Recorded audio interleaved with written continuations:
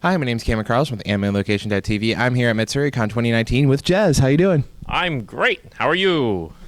It's Sunday morning. So how did you first get started in the world of cosplay? I remember hearing from a friend of mine on the school bus a long time ago. They said, hey, there's an event called Katsucon. And this is a long, long time ago, 1990 something. And she said, you know, there's people like us. There are others of us who love anime. And guess what? They dress up in costumes and they have panels and there's a cosplay contest. And you absolutely need to go. And I attended said convention. I begged my father and said, please, please, please take me to this nerd fest. I want to go hang out with my fellow brethren. And he said, okay, if it keeps you out of trouble, let's do this. Let's go. So he took me to my very first convention of Katsucon a bunch of years ago, and I had a blast. It was amazing. It was like the doors of something had just flown open. I'm like, there are more of us, just like me. And it was great, and I saw lots of cosplay, and of course it was very infantile compared to now. The resources we had back then were just nothing. But now, like, it's come so far, and I'm so glad to have been a part of it from the get-go. It was such a small scene. Everybody knew each other, and but it's so addicting. You can never have enough costumes. There's always some cool new project that you want to jump on, even while you're working on another one. Oh. Well, discussing projects, it says in your bio that you helped out on some of the major projects and with some major companies. What's it like when you get a phone call or an email saying, hey, can you slap this together in literally 3 minutes for me? Oh my gosh. Well, thankfully, like those are only like part of the time now, but like yeah, when you work in the industry, especially like if you work in California and Hollywood or you work in like Vegas or something, they get the idea about it and it takes longer for it to get approved and to move forward with it than the time they actually give you to work on it. So when they're like, "Oh, how long will it take me?" I'm like, "Oh, it'll probably take like a few weeks." And they say, "Can we get it in a week?" And so like to be honest, like back when I was doing this like full time and I was only doing commissions, I remember I would get an email into my Jezeroth at gmail.com account, and I would see that little envelope pop up in the corner of my little droid, and I would say, "Oh God," I could feel my heart race, and I'm just like, "Okay, what is this? Oh, this is really cool." Or, "Oh my goodness, this is that client. Oh Lord, what do they want?" And so I would open it up and go from there. And I've learned not to get my hopes up because I've had a lot of projects where it's a really cool thing and they kind of like they're tentative about it and then they'll say, sorry, we're not doing it moving forward this time. So I try to reserve my excitement now until like I actually have my name on the dotted line. Then I'm like, okay, we can do this. Oh my God, well, how much time do I have? What's my budget? Okay, we'll make this work. So back in 2016, you were chosen to judge Canada for its representative to the World Series of Cosplay. What was it like doing that, and how much pressure did you feel about choosing the exact right person to represent Canada? The nice thing is I've been judging cosplay contests since 2002. So I have a long background. I probably have judged well over a couple hundred of cosplay masquerades and cosplay skits. So to me, it was another just high-profile, high-level, high-stress cosplay competition.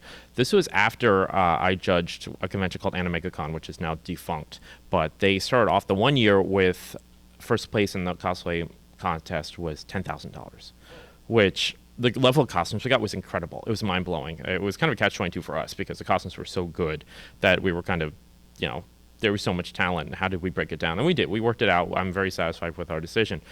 But after judging something so high profile, when I was contacted by Otakuthon, who were the ones who were managing and holding that region of that year of the WCS, as we call it, World Cosplay Summit in Canada, they said, we'd like to bring you out. We don't want you to judge the masquerade, thank God, because their masquerade is like 3 hours long.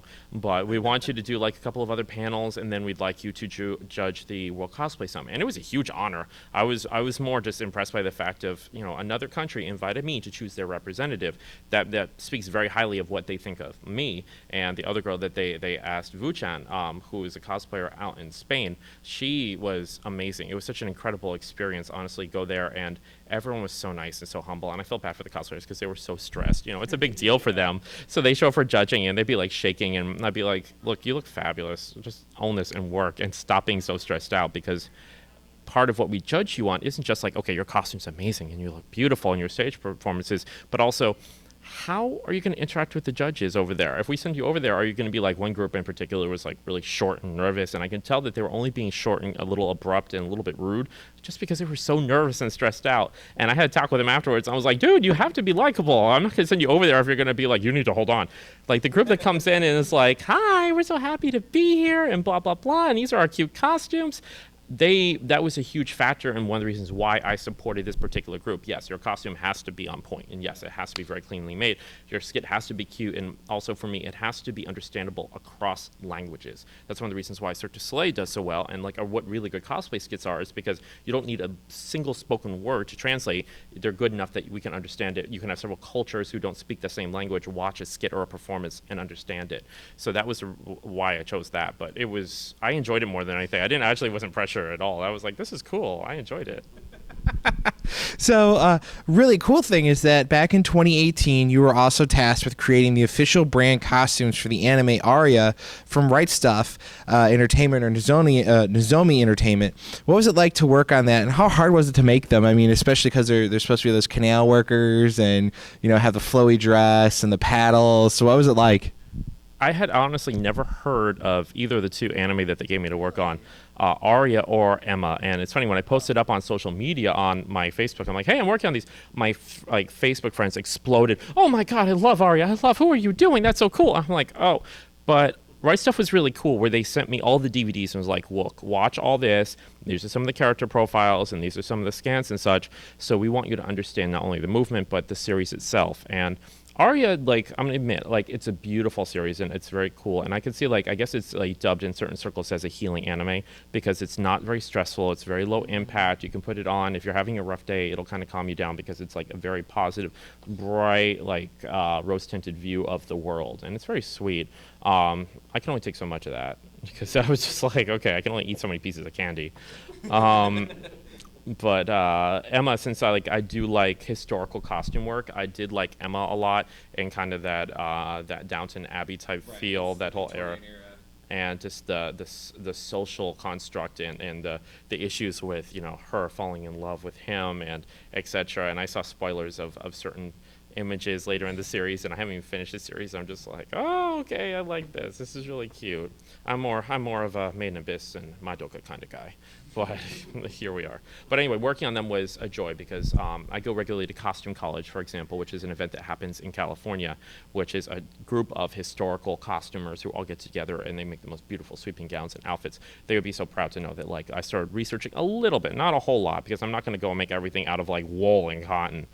But I did have a lot of fun with the Aria one because it's all that droopy fabric, and it's a slight stretch knit that I made for all of it. So it has it's very comfortable to wear. It's very flowy because I love the designs of Aria. I love those clean outfits with those little sailor hats and the little wrap lapels. And later in the series, they get the gold trim that goes on everything, which makes it pop. One of my favorite color combinations is white, blue, and gold. I think it's very regal, and to have the main character with her outfit are those colors. It's such a sharp look. I like the designs a lot, even though I'm not going to put this on and have a cup of tea and relax to it. Actually, we're friends with Jessica Cavello, who's in Emma. Oh, nice. Yeah. That's cool. So now you have a little connection there. So back in 2015, going even further back, you were also contacted to work for Funimation on One Piece Gold. What was it like working on that project, knowing how popular One Piece is, knowing that there's, I think, almost close to now 800 or 900 episodes of the series? So by the time you get to One Piece Gold, they're already up to around 600, 700 episodes. So how did you fit in trying to make costumes? What did the Funimation give you some cells or anything to work off of?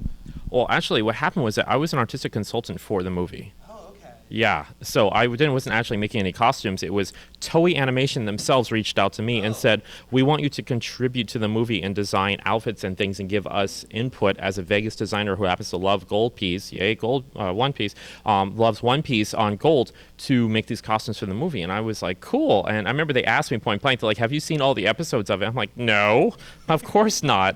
I keep up on it. I love One Piece. I'm a full-time designer, and I'm a freelance worker. I have no time. Oh, my God. So that's why, certain series, that's why I mentioned, Madoka and Maiden Abyss, because I'm like, how many episodes are there? 12? Cool. I can watch this series. That's wonderful.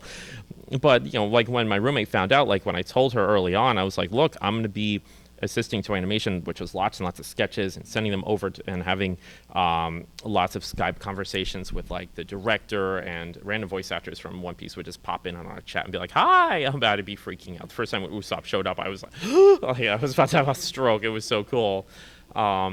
But it was really neat when I started getting the sketches of the characters wearing garments that I've designed, and then they start incorporating elements of a lot of the stuff I designed into the outfits. And it's neat because I can watch it and be like, oh, that's that I designed, that's that I designed, that's that I designed, that's that I designed. It was such an amazing, gratifying, like it was kind of that benchmark. When they asked me, it was actually at Animazement in North Carolina at the Friday night guest dinner where they pulled me to the one table. I'm sitting there with them and I'm like, am I in trouble? What's going on here? And because they sat there very stokely because, the Japanese are there and they looked relaxed, but you know how the Japanese are. Yeah. And Especially when it comes to business. exactly. And they're like, giving this whole thing. And we've looked at your Instagram. And I'm sitting there and all this, I just have bullet points exploding in my head. I'm like, Toei Animation looked at my Instagram. Oh my God. And you came highly recommended by so-and-so. Oh my God. Another voice actor recommended me in Japan. And we would like you to work and be contributing to One Piece Gold. And I think my heart stopped. Like I do know that I just I lost it at that point. I just burst into tears and I couldn't stop crying for the rest of dinner. And everyone else at the other tables are like, what is going on over there? They're making him cry. Why is he crying? It's dinner. So You didn't eat your food right. exactly. So I'm there. Everyone's patting my back and I got back to the table. And what sucks? I couldn't talk about it at all because, NDAs. So I got back to dinner and like, everything okay? I'm like, it's fine. Can you pass the chicken? And so, and I got to go home, and I wasn't allowed to talk about it, but I told my parents, I'm like, I'm working on something for an anime. It's really cool, the end. Because, unfortunately, I know my father, and my father would be like, oh, yeah, I told somebody you're working the series, and he thinks that's great. So I couldn't even tell my father, because, yeah, he doesn't know what One Pieces are. So, but it was a really cool experience. It was rushed because as soon as we got into it, I was suddenly designing shoes and things. And I just remember being at Cosplay America and I was upstairs in the room and designing, I think it was shoes for one of the characters. And I was just doing all these shoes for him.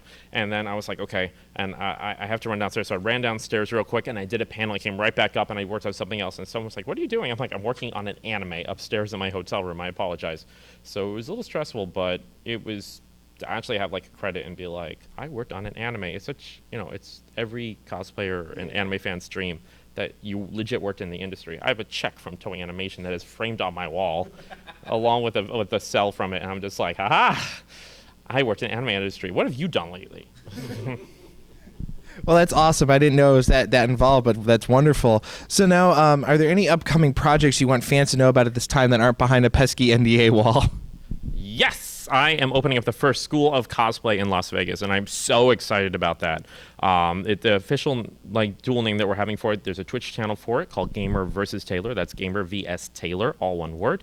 But more formally, the school site is known as cosplay.vegas, and you can find out more about us at www.gamerversustaylor.com. There's not much up right now, but we are opening in 2 months. We are looking to be opening the middle of November. I'm super excited about that. We'll be doing a panel at a local convention called Sabacon, where we'll be going over exactly the different workshops and things that we're going to be offering. We're offering everything from orientation. You come in and you give us a budget and we'll explain to you what the best types of fabrics are. We'll have tons of fabric swatches that you can go through, you can choose from, and I can go over your price point that everything's going to cost. We have different teachers who specialize in different things such as armor, weapons, props, makeups, wigs, and myself for technical sewing and draping. We have giant pattern catalogs so we can help you when you get those patterns to alter them to fit you better. We do teach on how to pattern draft and drape and do that type of thing, but it's very time consuming. So it's a little bit difficult to do that and try and do that in a set sewing amount of time for you, because that'll take up a whole sewing party just with me draping it. So the route we're going to go with is, in the beginning especially, we're going to help you get those perfect patterns. We're going to help size them to your body so it'll be a lot cheaper for you. We'll help you to learn how to professionally cut things out, how to do things like make gloves, for example, in our next space we're going to be teaching you how to dye properly and how to adjust the dye vats and things like that. I'll be teaching you how to make everything from a pair of jeans to how to top stitch for it, the proper foot for it, how to properly cut. Sometimes you don't want to use a pair of scissors. Sometimes you actually want to use a rotary blade and the proper size pins and needles and things that you should be using. So it's one of those times where you're in a very comfortable space because you're going to be working and we're not going to let you mess up. We're not going to let you just oh no, I destroyed this. Nope. We can always help you with this. We can always help you rebuild it. Of course, you come with a bunch of scraps and you burn your outfit. There's nothing we can do. But we're here to take you from point A to point B successfully. So it's going to be a fun space. We also have a whole studio next door with video games. So if you get frustrated with your costume, you're just like, ugh, I need a break, you can go next door and play some video games for a little while and come back to your project. And we also serve a complimentary hand-picked tea or coffee of the week. So you can come here and have a nice chill out time. I used to be a store manager for Starbucks, so I know my stuff, and have a very comfortable time there. And we also have downtime sewing, so if you just want to come and hang out and chill and just sew with us, you're more than welcome as well. It sounds like it's going to be a really good time for people that are interested and want to learn more from professionalism and get really good cosplay going. So is there any way we can keep up with you online and see more of your work? Yeah, absolutely. You can find me anywhere. I'm on Facebook, and everywhere else is Jezeroth, ROTH, under every social media. But also you can, like, as I mentioned with the studio, Gamer versus Taylor, you can look that up because that's going to be a lot more of my social media. It's going to be promoting and working through that. I will still be actively using everything Jezeroth. My personal page, it's all dogs and food, so I don't know if you really want to add that. Every once in a while I'll be like, hey, I'm working on this cool gig, but I'm actually honestly terrible at posting up on Facebook. I'm getting better at Instagram, much to the annoyance of my agent. But stay tuned to things like Gamer vs. Taylor, because that's my baby right now. That's getting all of our attention, and you can look for me at your local con, or tell your con to invite me, better yet, and you can meet me in person. Alrighty, thank you so much for coming out and hanging out with us. Thank you again. Thank you. My pleasure.